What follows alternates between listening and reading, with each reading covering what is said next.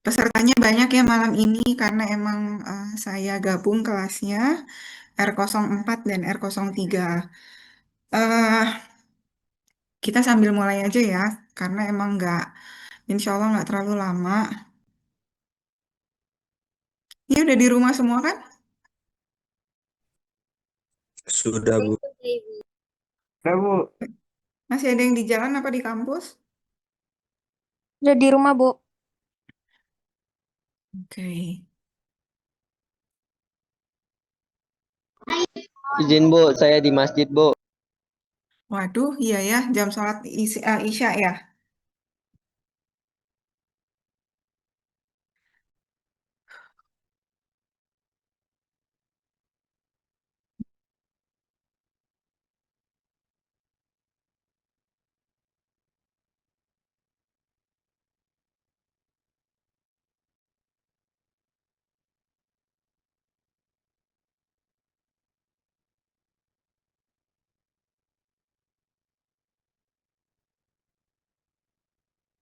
Baik, ini adalah materi kita terakhir di semester ini. Bismillahirrahmanirrahim. Assalamualaikum warahmatullahi wabarakatuh. Teman-teman, untuk nanti ujian, saya persiapkan 4 soal. Tapi kalau ternyata nanti waktu ujiannya sama seperti mitas kemarin ada uh, diperpendek gitu ya, di UTS kan yang biasanya 2,5 jam jadi 1,5 jam, itu nanti saya akan cut 1 soal. Jadi ini tetap jadi materi terakhir. eh Beban soal insya Allah sama semua dan ini termasuk yang keluar di UTS. Bentar, saya stop share dulu untuk spill ini ya, spill soal ujian.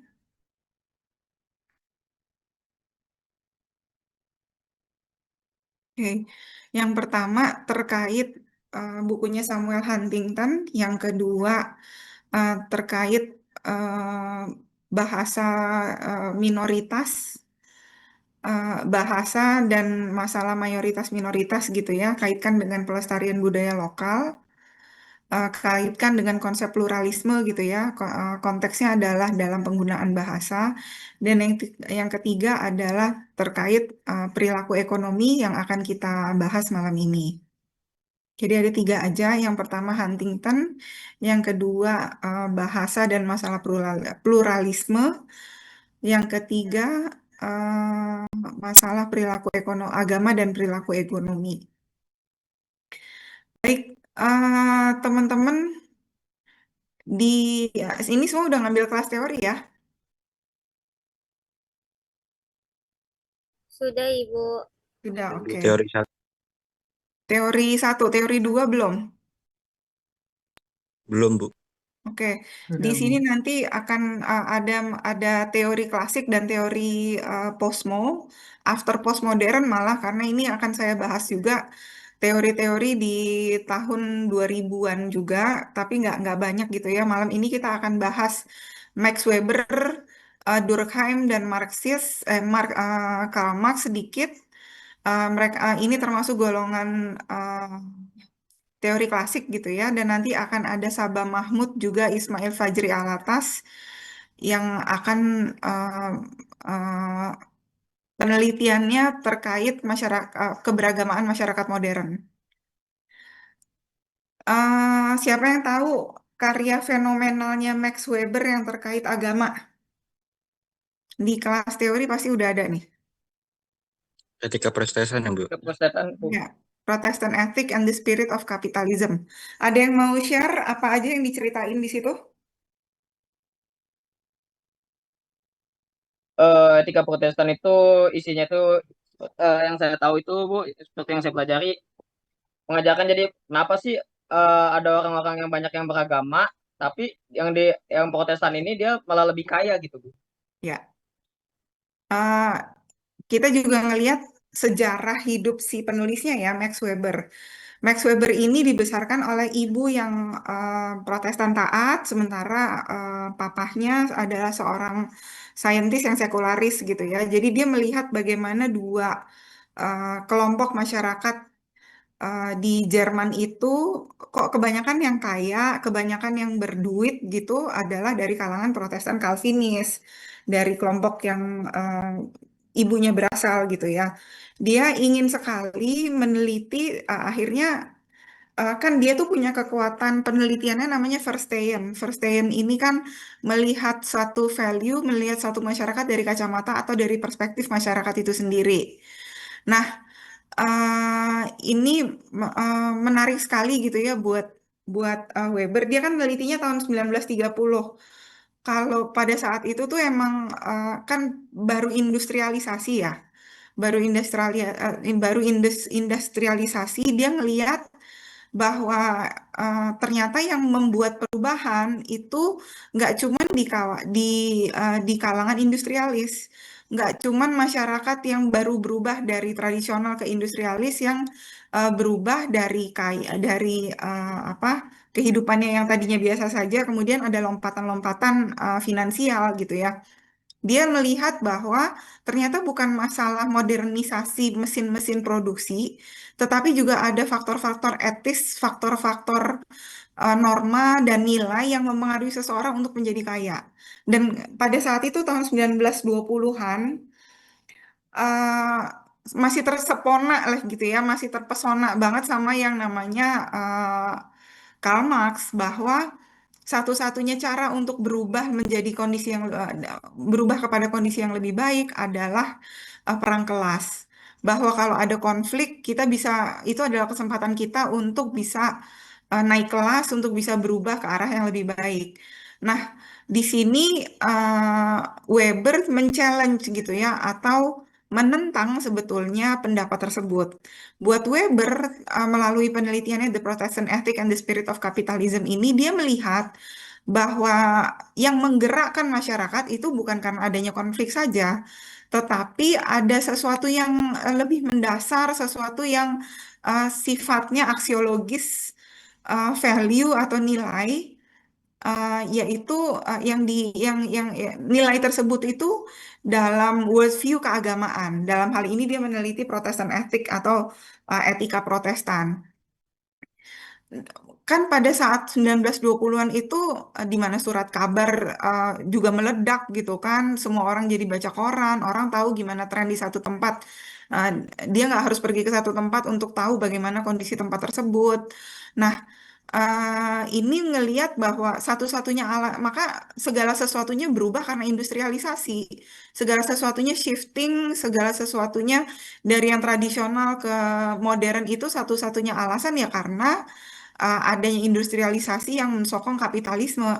Tapi Weber melihatnya dari cara yang berbeda karena dia dilengkapi dengan cara berpikir Verstehen ini. Dia melihat ada sesuatu yang aksiologis, ada value pasti yang mendorong masyarakat untuk melihat perubahan itu bukan masalah eh, ya, tidak melulu bermuara kepada industrialisasi atau satu-satunya hal adalah ketika seseorang didorong oleh kapitalisme. Nah, kapitalisme ini sesungguhnya didorong oleh apa? Nggak mungkin hanya industrialisasi, katanya Weber, karena dia melihat dari kacamata masyarakat Calvin atau kelompok Calvinis, dia melihat bahwa ada satu ajaran, doktrin, tepatnya dogma, yang mengatakan bahwa seseorang itu akan kelihatan masa depannya di akhirat kalau dia uh, artinya bagaimana dia di dunia itu menunjukkan masa depannya dia di akhirat nanti. Bagaimana status sosial dia, bagaimana dia dipandang oleh masyarakat, kekayaannya itu menunjukkan posisi seberapa dia spesial nanti di kehidupan akhirat.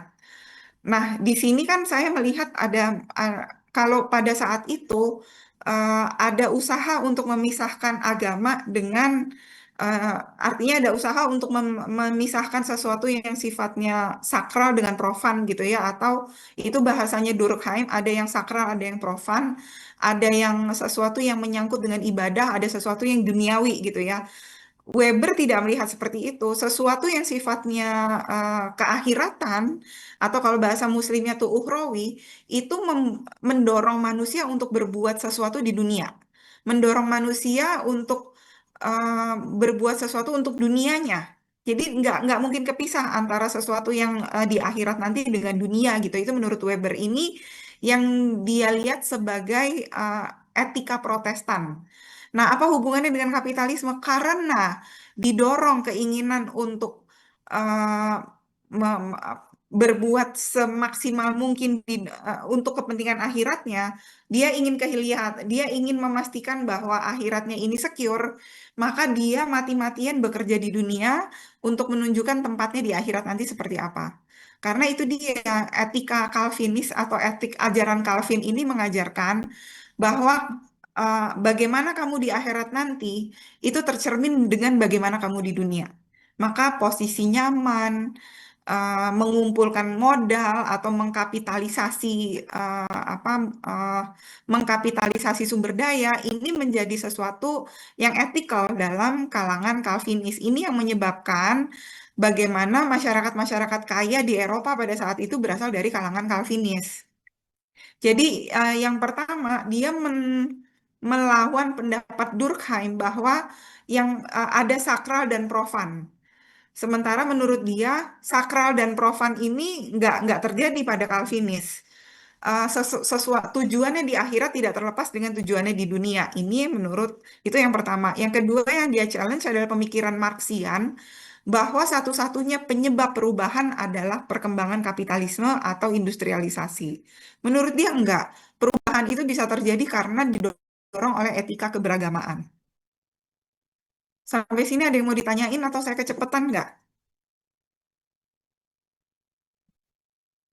Lanjut ya. Oke. Jadi, kita bisa melihat di situ bahwa ada hubungan antara perilaku ekonomi dengan studi-studi atau kajian tentang masyarakat. Lancome gini, setidaknya sebetulnya studi perilaku ekonomi, agama dan perilaku ekonomi ini melihat atau menafsirkan perilaku keberagamaan berdasarkan perspektif ekonomi.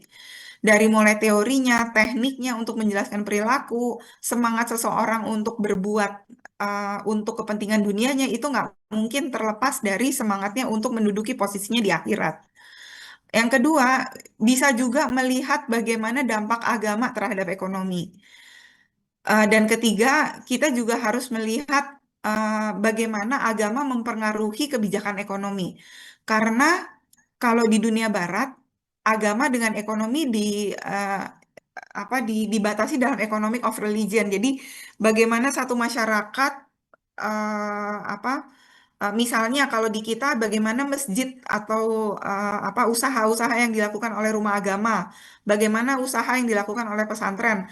Uh, Ekonomi barat melihat bahwa uh, kegiatan perekonomian itu dilakukan oleh masyarakat beragama tanpa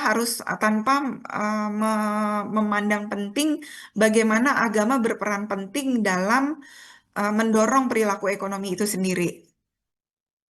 Jadi sebetulnya kalau kita lihat tesisnya Max Weber bahwa perilaku ekonomi itu nggak mungkin lepas dari kepercayaan atau sistem etikal yang ada dalam suatu kelompok masyarakat. Nah, seperti yang tadi udah saya sampaikan, uh, Durkheim ini kan melihat dalam bukunya The Elementary Form of Religious Life, saya lupa tuh tahun berapa, tapi satu angkatan juga dengan Marx, dengan Weber gitu ya. Durkheim ini melihat bahwa masyarakat itu hidup memisahkan antara yang duniawi dengan yang urusannya dengan keakhiratan atau dengan hidup di masa depan nanti. Nah,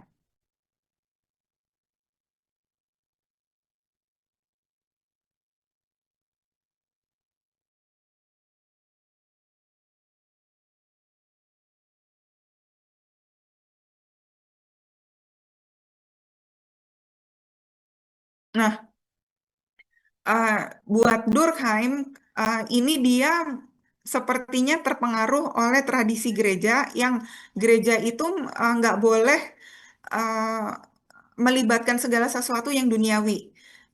Para tokoh gereja, para aktivis gereja, bukan para tokoh gereja gitu ya, pendeta,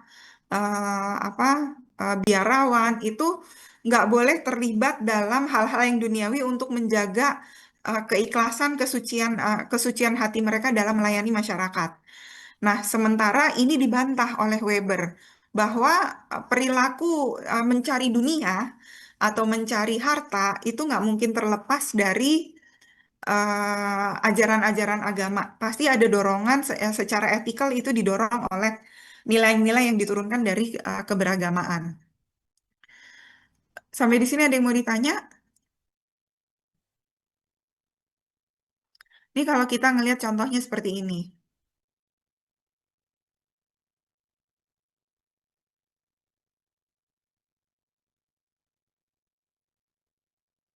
Ya, eh.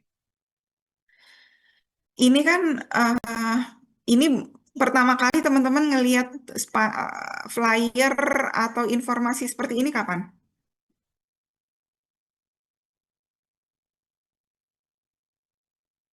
Saat ini Bu, mulainya apa Israel menyerang Palestina lagi Bu. Iya, ya setahun setengah terakhir gitu ya. Tapi bahwa perang melawan produk Israel ini kan sebetulnya sudah berlangsung sejak zaman Soekarno ya. Israel dan segala produknya itu diboykot, nggak boleh masuk Indonesia, nggak boleh dikampanyekan untuk tidak dibeli oleh orang Indonesia, bukan hanya Muslim. Bagaimana kita memilih satu produk itu sangat dipengaruhi oleh bagaimana kita berteman, bagaimana kita melihat siapa musuh, siapa lawan, siapa kawan. Bagaimana kita menseleksi apa yang masuk ke rumah, bagaimana kita menseleksi kemana uang kita pergi, itu dipengaruhi oleh cara kita berpikir tentang siapa kawan, siapa lawan. Artinya itu aksiologi sekali, sesuatu yang diturunkan baik itu berdasarkan value kemanusiaan ataupun value keagamaan gitu kan. Ini menunjukkan bahwa sebetulnya perilaku kita dalam belanja itu tidak terlepas dari nilai-nilai yang kita pegang teguh dan itu diturunkan dari nilai-nilai agama yang kita percayai masing-masing. Semua agama mengajarkan kemanusiaan dan bagaimana kemanusiaan itu selalu jangan dukung pembunuh, jangan dukung penjajah. Begitulah sikap negara ekskolonial, negara eks terjajah gitu kan, yang tergabung dalam komunitas Selatan-Selatan pada hari ini. Bagaimana sebetulnya negara bekas jajahan itu bersatu melalui Konferensi Asia Afrika untuk membangun kekuatan ekonomi politik baru. Bahwa sebetulnya pilihan kita dalam memaksimalkan produksi dan belanja itu pasti didorong oleh value. Di sini kita sepakat bahwa yang disampaikan oleh Weber itu masih bisa kita masih bisa menjelaskan situasi sampai sekarang gitu kan. Kemudian ini lagi. Ini Bank Muamalat adalah bank Islam pertama yang ada di Indonesia. Tapi gerakan untuk memulai bank syariah itu dimulai tahun 60-an di Meet Gammer Bank.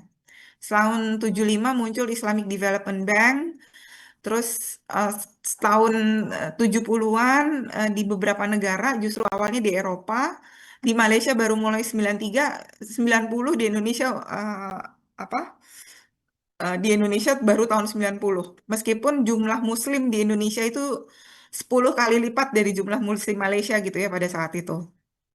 Tapi tetap dimulainya justru dari negeri Malaysia karena pertimbangannya oleh raja, as simple as that gitu kan. Raja ngambil keputusan selesai. Tapi ini adalah sebuah bahwa agama mengajarkan sistem ekonomi, agama punya value yang ketika ini bercampur antara tradisi perekonomian Barat itu nggak bisa diterapkan dalam perekonomian Islam. Tradisi apa itu kira-kira yang nggak bisa diterapkan dalam perekonomian Islam? Ada yang bisa jawab? Suku bunga Bu. Riba Suku Bu, riba bunga. Bu. Riba, betul. Nah, riba ini adalah simbol ketidakadilan. Sementara basicnya ekonomi atau muamalah atau ekonomi syariah itu prinsipnya adalah pemenuhan rasa keadilan gitu kan. Nah, sementara riba ini memastikan bahwa pemodal saja yang untung gitu kan, yang kerja nggak akan pernah diuntungkan, apalagi apa eh, mitigasi efeknya itu nggak pernah ada gitu kan. Ini yang value ini yang dihindari melalui riba. Oke. Kemudian mungkin teman-teman bisa mulai nanti diskusi di kelompoknya masing-masing dikumpul. Kita akan tadinya saya pikir kita buat malam ini aja, tapi ternyata kita masih ada satu pertemuan lagi pekan depan. Jadi masing-masing kelompok akan presentasi terkait topiknya agama dan jual beli atau muamalah dibandingkan dengan jual beli agama. Kita di sini harus bisa membedakan setiap ada transaksi yang mengedepankan etika keagamaan itu bukan berarti kita sedang jual beli agama. Tapi memang sebagaimana dikatakan oleh Weber bahwa nggak ada perilaku ekonomi yang terlepas dari value atau hal-hal yang sifatnya aksiologis yang diturunkan dari keberagamaan seseorang atau sebuah masyarakat. Jadi ini PR untuk pekan depan dipresentasikan itu untuk kelas terakhir kita. Terus kelas pekan depan kita foto ya. Tolong nanti disepakati aja nih karena kelasnya harinya sama. Jadi kalau mau pakai dress code harus sama. Soalnya nggak mungkin saya bawa dua baju buat hari Senin kan. Karena kelas kalian dua-duanya di hari Senin. Oke, ada yang mau ditanyain nggak? Nggak Bu, ada ya ini Mas. buat tugas durasi 4 sampai 5 menit Bu buat video pendek itu. Nggak jadi video pendek. Waktu saya bikin ini, saya pikir ini kelas terakhir. Nggak taunya masih ada satu lagi. Jadi nggak usah video, kalian bikin presentasi aja di kelas untuk pekan depan. Durasi presentasinya 4 sampai 5 menit. Ibu maaf, ini kita bikin paper atau cuma kayak poin-poin aja di PPT? Poin-poin aja dan presentasikan. Terima kasih, Ibu. Sama-sama. Saya hapus deh, takut durasi.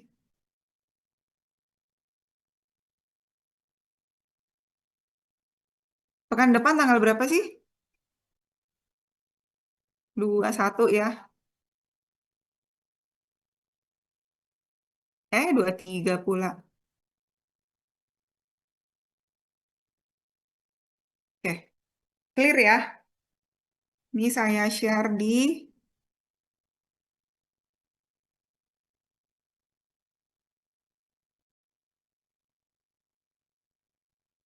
Bu, maaf Bu. Mm-mm. Untuk nanti berarti foto pakai dress code-nya sama aja warnanya atau gimana Bu? Ya dress code-nya namanya dress code nggak harus sama persis. Terserah diatur aja. Kalau nggak mau pakai dress code juga nggak apa-apa. Ibu, nanti presentasinya perwakilan atau semuanya? Presentasinya nggak usah maju sih, kayak biasa aja. Kita bikinin apa kelompok di tempat, terus nanti berdiri sharing, nanti kita diskusi. Baik, Bu. Terima kasih. Sama-sama.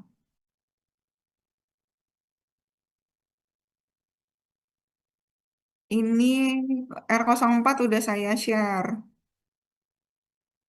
Satu lagi R berapa ya? R03 kan ya?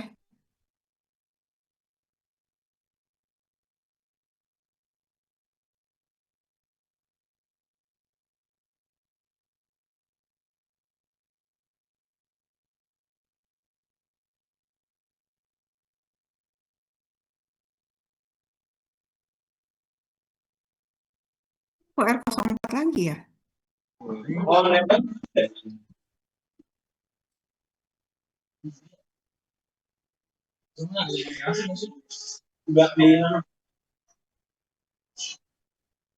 Oke, saya tutup ya.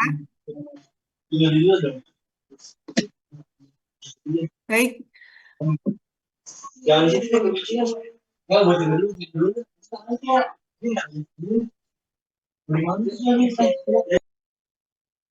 oke, saya tutup teman-teman semua. Terima kasih. Assalamualaikum warahmatullahi wabarakatuh. Waalaikumsalam. Waalaikumsalam warahmatullahi wabarakatuh.